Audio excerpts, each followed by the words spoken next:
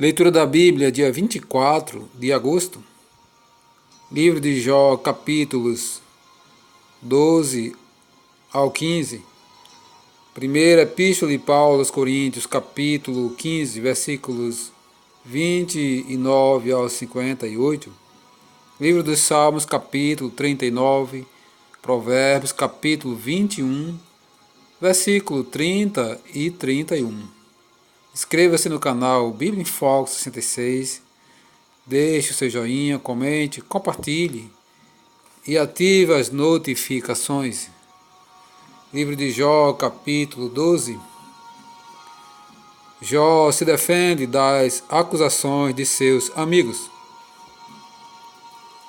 Então respondeu Jó: na verdade, vós sois o povo, e convosco morrerá a sabedoria. Também eu tenho entendimento como vós. Eu não vos sou inferior. Quem não sabe coisas como essas? Eu sou risão para os meus amigos. Eu que invocava a Deus, e ele me respondia. O justo e o reto servem de risão. No pensamento de quem está seguro, há desprezo para o infortúnio, um empurrão para aquele cujos pés já vacilam. As tendas dos tiranos gozam paz, e os que provocam a Deus estão seguros. Tem o punho por seu Deus, mas pergunta agora às alimárias, e cada uma delas tu ensinará. E as aves dos céus, e elas tu dirão, tu farão saber.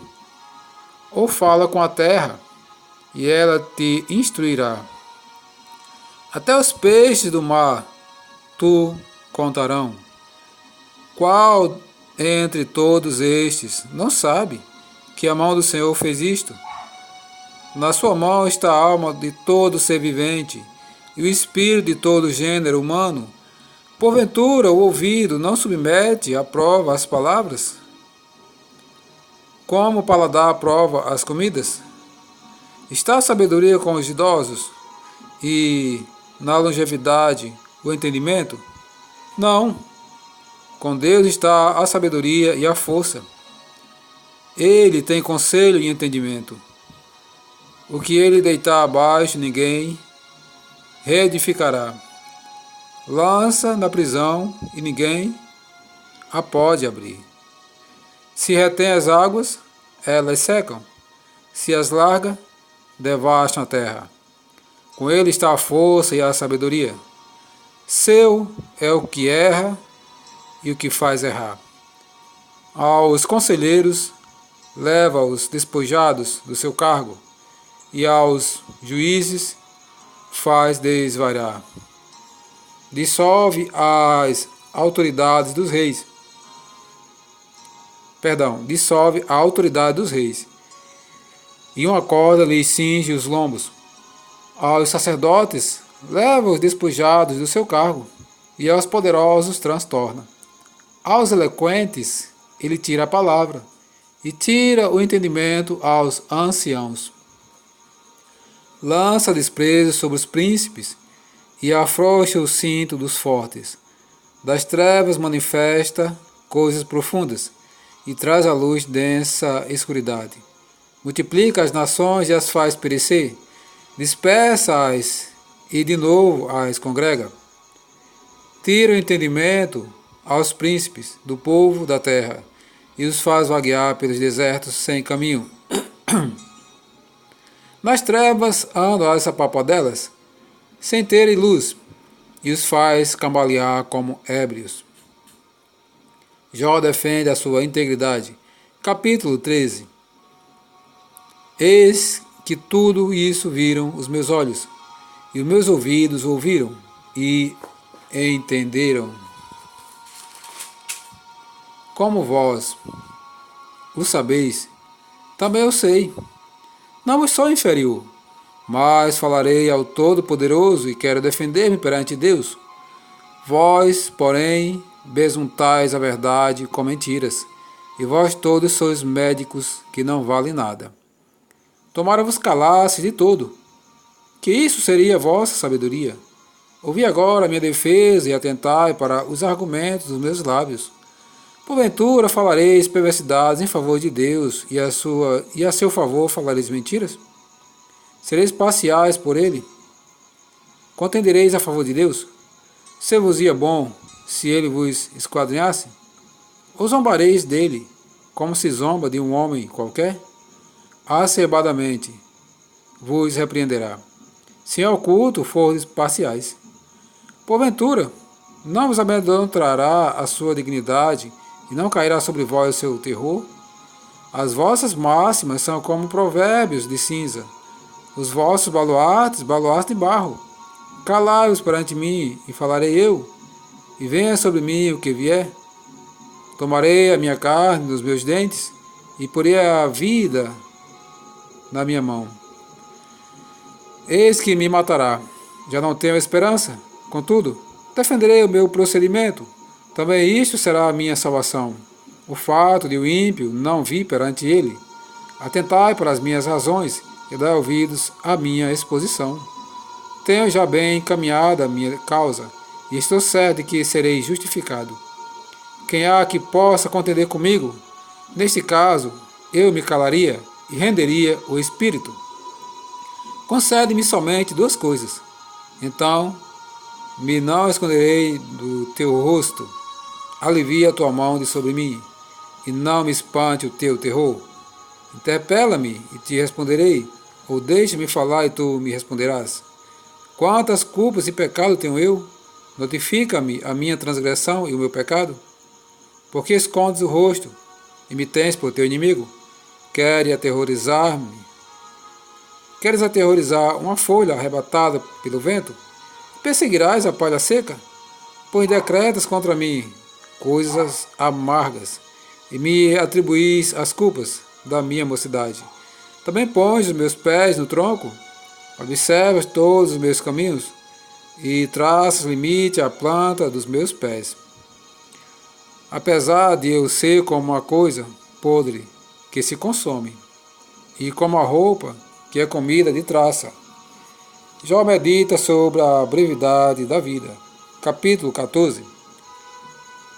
O homem nascido de mulher vive breve tempo, cheio de inquietação. Nasce como a flor e murcha, foge como a sombra e não permanece, e sobre tal homem abre os olhos, e o fazes entrar em juízo contigo?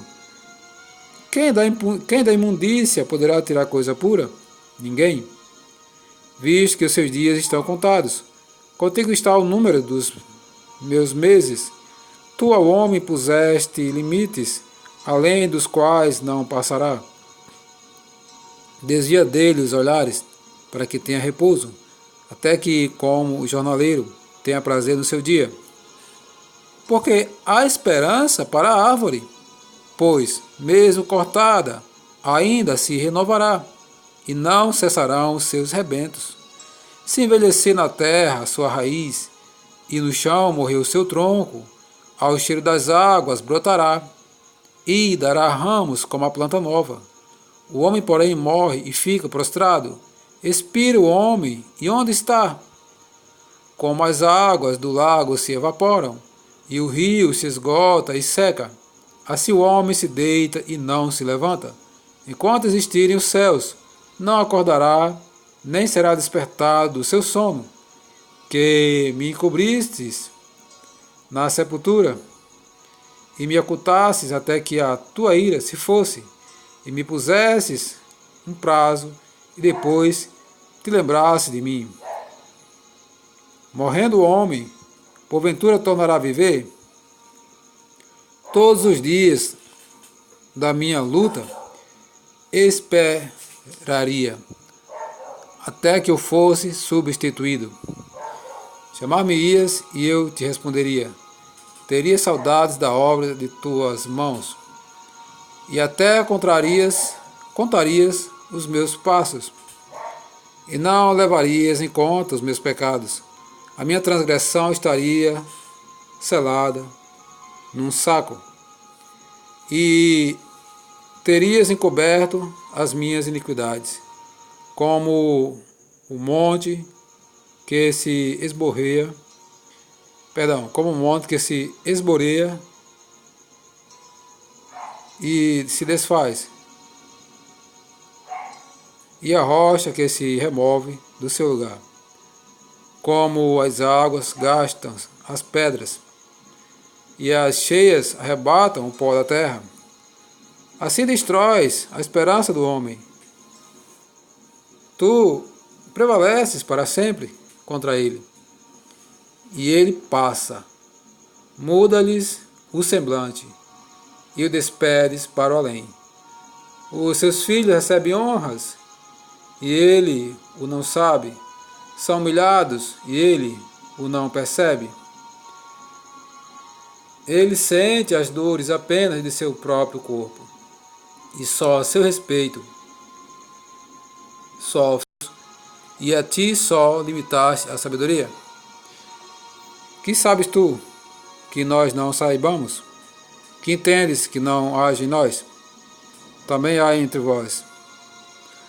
Também há entre nós encanecidos e idosos, muito mais idosos do que teu pai. Porventura faz pouco caso das consolações de Deus e das suaves palavras que te dirigimos nós? Por que te arrebata o teu coração? Porque flamejam os teus olhos para voltares contra Deus, o teu furor, e deixares sair tais palavras da tua boca? Que é o homem para que seja puro, e o que nasce de mulher para ser justo? Eis que Deus não confia nem nos seus santos, nem os céus são puros aos seus olhos, quanto menos o homem que é abominável e corrupto, que bebe a iniquidade como a água. Ele faz, mostra o justo castigo dos perversos. Escuta-me e mostra-te-ei, e o que tenho visto te contarei, o que os sábios anunciaram, que o ouviram de seus pais e não o ocultaram, aos quais somente se dera a terra, e nenhum estranho passou por entre eles. Todos os dias o perverso é atormentado, no curto número de anos que se reservam para o opressor. O sonido dos horrores está nos seus ouvidos, na prosperidade lhe sobrevém o assolador. Não crê que tornará das trevas, e sim que o espera a espada. Por pão anda vagueando, dizendo: onde está? Bem sabe que o dia das trevas lhe está preparado à mão. Assombram-no a angústia e a tribulação. Prevalece contra ele como o rei preparado para a peleja, porque estendeu a mão contra Deus e desafiou o Todo-Poderoso. Arremete contra ele obstinadamente, atrás da grossura dos seus escudos, porque cobriu o rosto para a sua gordura e criou enxúndia nas ilhargas. Habitou em cidades assoladas, em casas em que ninguém devia morar, que estavam destinadas a se fazerem montões de ruínas. Por isso não se enriquecerá, nem subsistirá a sua fazenda, nem se estenderão seus bens pela terra. Não escapará das trevas, a chama do fogo secará os seus renovos, e ao assopro da boca de Deus será arrebatado. Não confie, pois, na vaidade, enganando-se a si mesmo, porque a vaidade será a sua recompensa. Esta lhe consumirá antes de seus dias, e o seu ramo não reverdecerá. Sacudirá as suas uvas verdes como a vide, e deixará cair a sua flor como a oliveira, pois a companhia dos ímpios será estéril, e o fogo consumirá as tendas de suborno. Concebem a malícia e dão à luz a iniquidade, pois o seu coração só prepara enganos.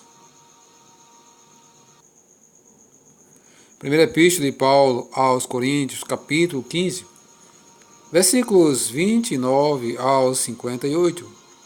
A ressurreição em relação à vida prática. De outra maneira, que farão os que se batizam por causa dos mortos? Se absolutamente os mortos não ressuscitam, por que se batizam por causa deles? E por que também nós nos expomos a perigos a toda hora? Dia após dia morro. Eu protesto, irmãos, pela glória que tenho em vós outros, em Cristo Jesus nosso Senhor.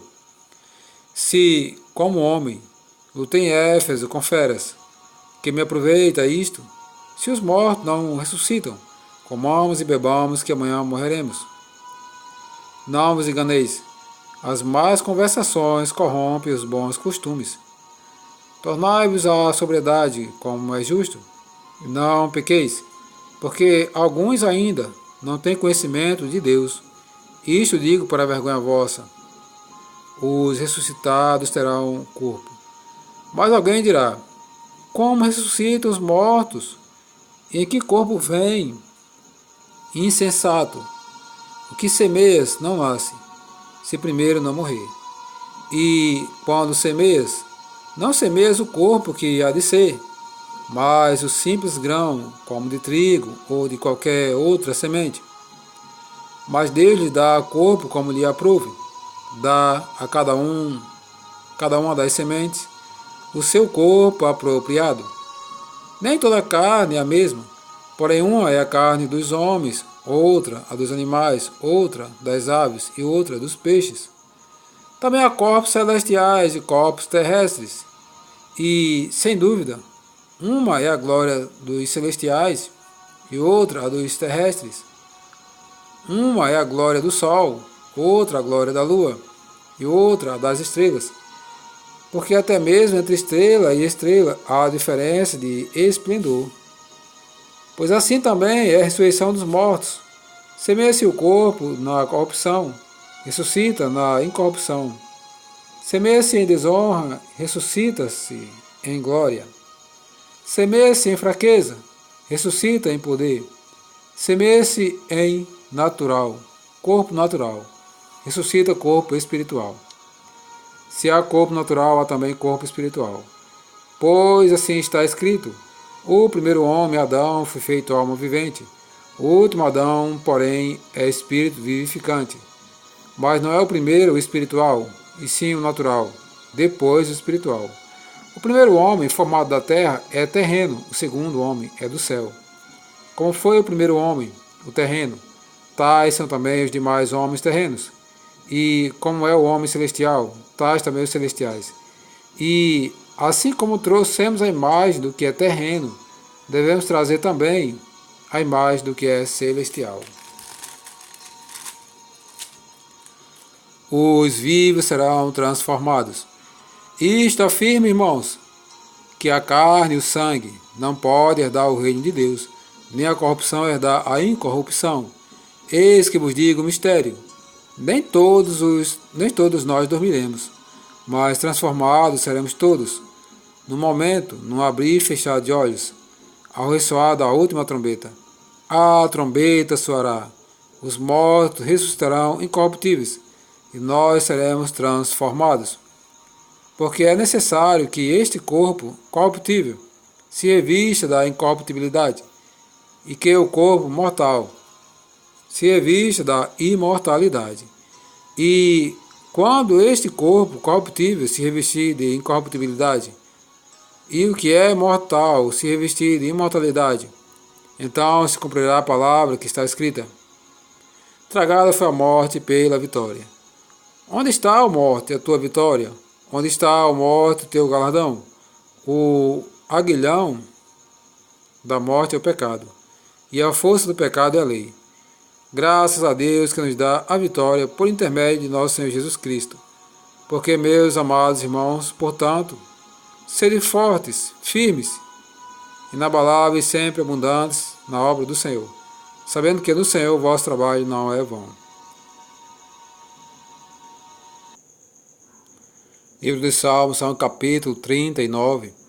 A vaidade da vida. Ao mestre de canto, Jedutum, Salmo de Davi. Disse comigo mesmo: guardarei os meus caminhos, para não pecar com a língua. Porém mordaça a minha boca, enquanto estiver na minha presença o ímpio. Emudeci em silêncio, calei a boca, calei acerca do bem, e a minha dor se agravou. Esbraseou-se-me no peito o coração, enquanto eu meditava, ateou-se o fogo. Então disse eu com a própria língua: dá-me a conhecer, Senhor, o meu fim, e qual a soma dos meus dias, para que eu reconheça a minha fragilidade. Deste aos meus dias o cumprimento de alguns palmos. A tua presença, o prazo da minha vida, é nada. Na verdade, todo homem, por mais firme que esteja, é pura vaidade. Com efeito, passa o homem como a sombra. Em vão se inquieta, amontou tesouros e não sabe quem os levará. E eu, Senhor, que espero, tu és a minha esperança. Livra-me de todas as minhas iniquidades. Não me faças o opróbrio do insensato. Emudeço, não abro os lábios, porque tu fizesse isso. Tira de sobre mim o teu flagelo. Pelo golpe de tua mão estou consumido. Quando castigas o homem com repreensões por causa da iniquidade, destrói nele como traça o que tem de precioso. Com efeito, todo homem é pura vaidade. Ouve, Senhor, a minha oração. Escuta-me quando grito por socorro. Não te emudeças à vista das minhas lágrimas, porque sou forasteiro à tua presença, peregrino como todos os meus pais o foram. Desvia de mim o olhar, para que eu tome alento, antes que eu passe e deixe de existir.